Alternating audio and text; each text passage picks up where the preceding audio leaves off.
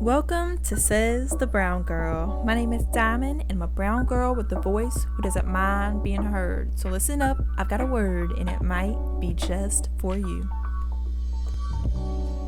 Today's poem is entitled Reflection, written by myself. Here it goes. Take a look at yourself. Tell me what you see. Not your eyes, not your skin. I mean, what's underneath. Because when I look in the mirror, I see more than just myself. I see my passion and my flaws, something with a whole lot of depth. I see past the acne and past the color. I look past the flesh because it has so much to cover. So tell me, what's inside that deep soul of yours?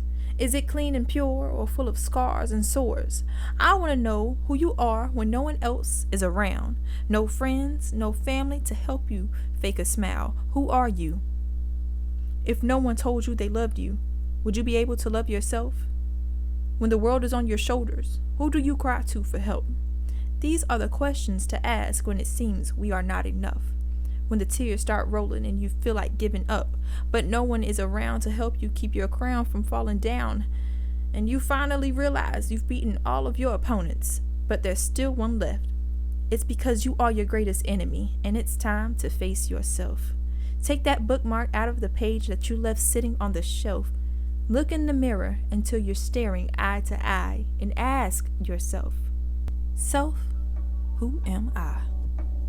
Thank you.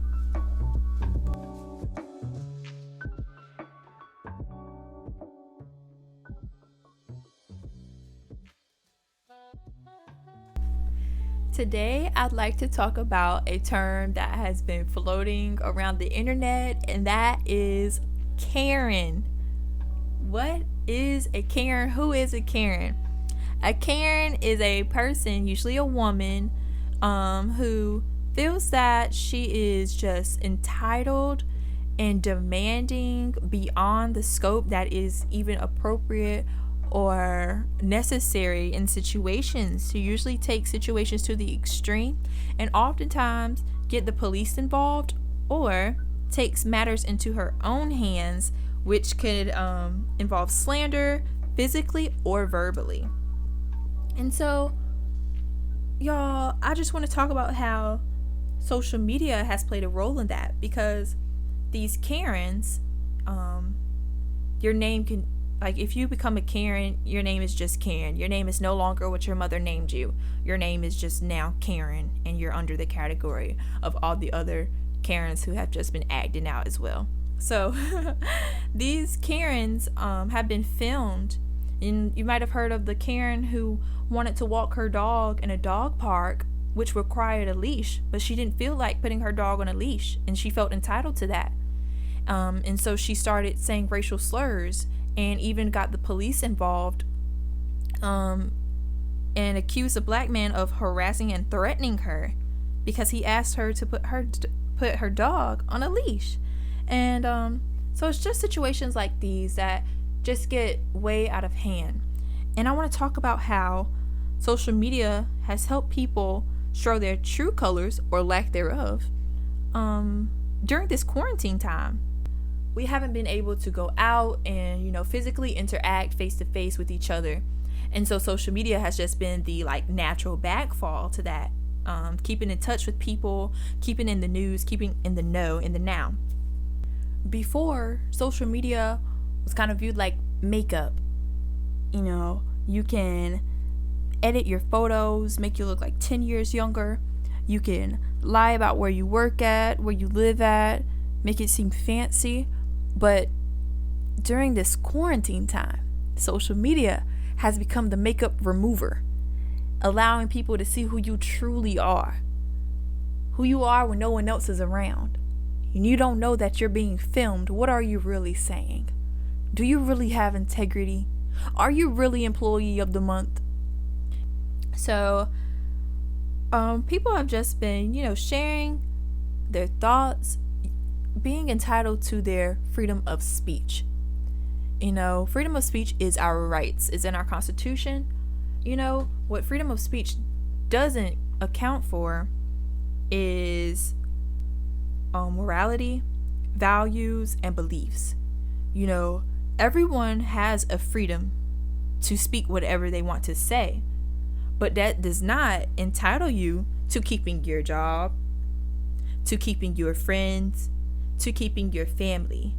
Freedom of speech goes to a certain extent. Yes, legally you can say what you want, but is what you want to say really what you believe? When you tweet that comment, when you respond to that person under the comments section, you really have to make sure what you're saying really aligns with what you believe, because when it's brought up again, like it's been many examples, when it's brought up again and shed to light years later, it's going to be hard to defend yourself when you say, I didn't mean it like that.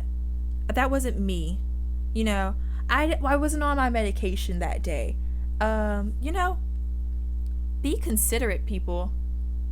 Have some heart. Have some morality about yourself. Have some character.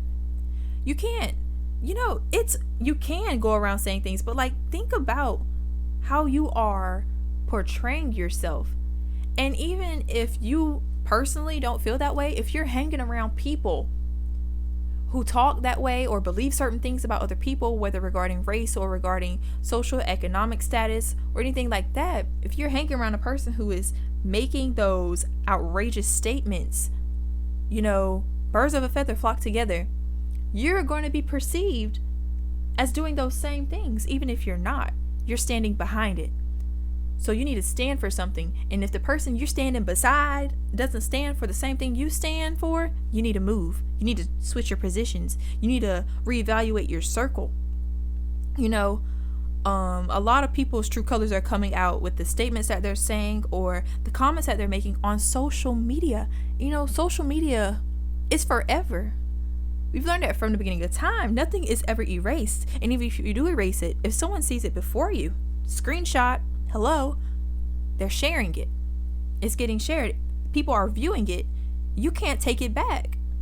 You can try to apologize, send out an apology letter, but what's done is done, And if you are viewing people that you thought were your friends or your colleagues are saying things that you just do not agree with, this is your time.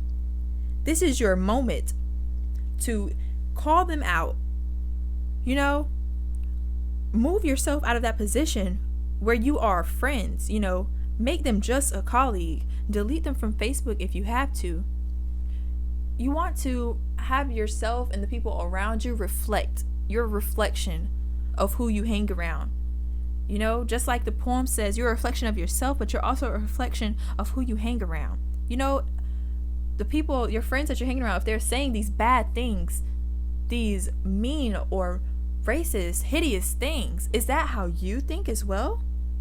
Do you really want to be surrounded by a person who thinks that way so you can be infiltrated with those same thoughts? Because I know they say it around you too. They make smart remarks or comments around you. Are you comfortable with that? Are you comfortable with tolerating that? Are you going to stand up for yourself? Either put yourself out of the situation or call them out on what they're doing and let them know that it's wrong. Don't be a Karen. Don't be a racist. Watch what you say. Make sure the people you hang around are reflecting your beliefs as well. That's all I have. Brown people and allies. Brown Girl is signing out. Thank you.